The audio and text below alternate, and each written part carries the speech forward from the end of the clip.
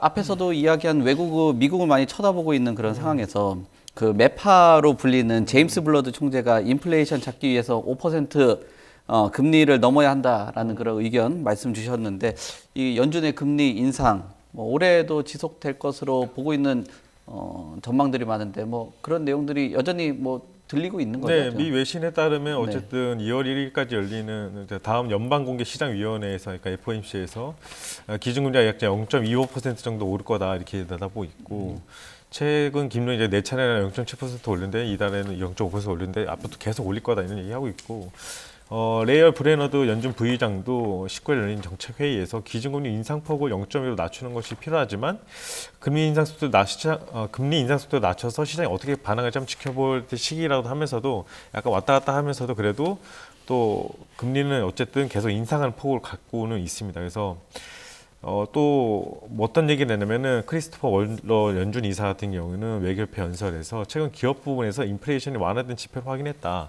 그리고 지난달 개민 소비지출 물가 자료에서도 인플레이션이 완화되면 6개월 이내에 경제 안정화 가능한 것으로 보인다고 말했지만 또 상당히 또 경기가 호전되더라도 당분간 금리 계속 오를 것이라는 이런 주장도 계속 있고 또 앞으로 상황이 어떻게 변할 것 급변해서 금리 계속 올려야 된다는 주장도 하고 있거든요. 그 얘기는 로리 로건 델러스 연준 총재가 얘기를 했어요. 그래서 이번 FOMC에서 0.5% 금리를 올려야 된다는 주장을 한 사람도 있는데요. 여전히 금리 인상폭이 인플레이션을 막기는 충분하다는 수준이라고 말했습니다.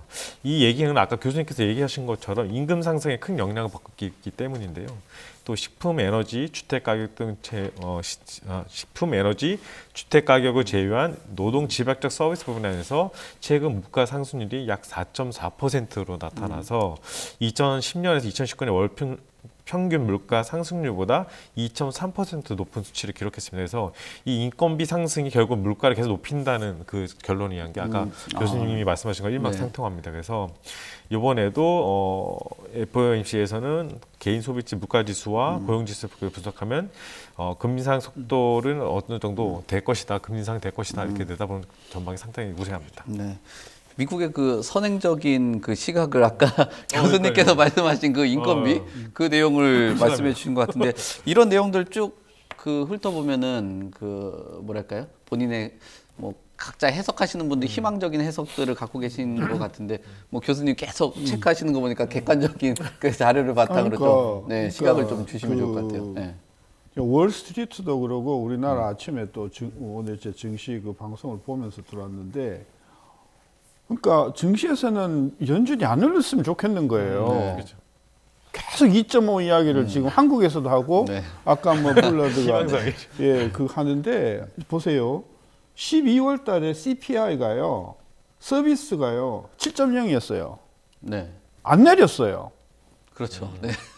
이게 서비스를 보면 6.7, 6.7, 6.8, 7.0 더 거슬러 올라가면은 4.1서부터 작년 1월 4.1서부터 한 번도 안 빠지고 서비스 가격이 올랐어요. 서비스 가격은요 전체 CPI의 56.3% 비중입니다. 그리고 서비스 가격을 결정하는 가장 큰 요인이 서비스는 아시다시피 인건비 포션이 많잖아요. 그러니까 왜 이걸 이야기를 안 하려는 거예요, 한국의 분석가들이.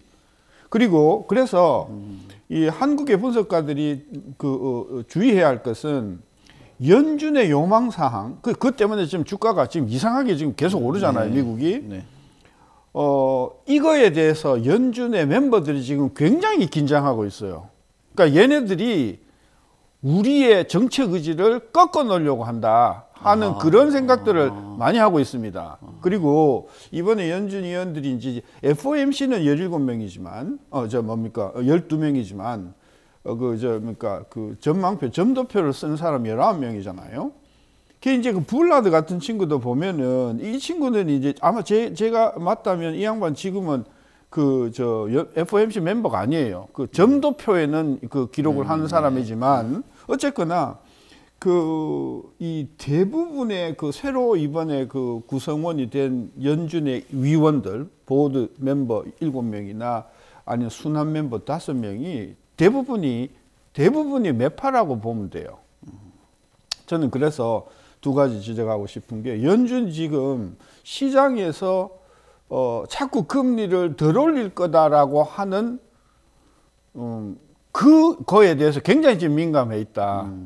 왜냐하면 여러 번 파월 이야기를 했거든요. 우리의 금리 정책은 물가를 어떻게 잡냐, 못 잡는 거 아니냐, 공급 요인 아니냐 네. 그랬더니 아시다시피 이게 통화 정책의 트랜스미션 메커니즘은 증시를 통해서 물가를 잡는 거다고 여러 번 강조를 했거든요. 그러니까 증시가 죽어야 물가가 잡는다는 생각을 하고 있는 거예요. 근데 금리를 그렇게 막 지난번 자이언트를 4번이나 때렸는데도 증시가 조금 꼬꾸라지는 것 같더니 자꾸 고개를 들고 나오니까 저는 의외로 이번에 0.5 때릴 가능성이 크다. 네, 저는 그렇게 보고 0.25는 대부분이 교망사항이다. 저는 그렇게 보는 거고, 우리가 지난번에 그 점도표에서도 19명의 그 점도표 작성하는 사람 중에 17명이 5% 이상 간다고 봤거든요. 네. 지금 4.5잖아요. 그렇죠. 그죠? 4.5니까 그 점도표 보면 그 중간점이 한 5.5쯤 돼요. 그러니까 지금보다 1%포인트 가장 높은 거예요. 네. 그게 지금 연준을 구성하고 있는 사람들의 대부분적인 그런 의견이다라고 막 봤을 때 저는 이 0.25를 그 자꾸 그 운운하는 거는 저는 그 올바른 판단이 아니다. 그래서 금년에 최소한 저는 0.75는 올릴 거다. 그래서 연말에 5.25까지는 갈 것이고, 문제는 이것을 어떻게 배분을 하느냐. 0.25, 0.25, 0.25 이렇게 3번 가느냐. 아니면 이게 자꾸 증시가 자꾸 이렇게 그 연준의 그 길을 꺾으려고 하니까 이번에 확실하게 우리가 의사를 보여주자 해서 0.5를 올릴 가능성도 있다. 그리고 무엇보다도 지금 서비스 물가가 지금 잡히지 않고 있다. 저는 그걸 강조합니다.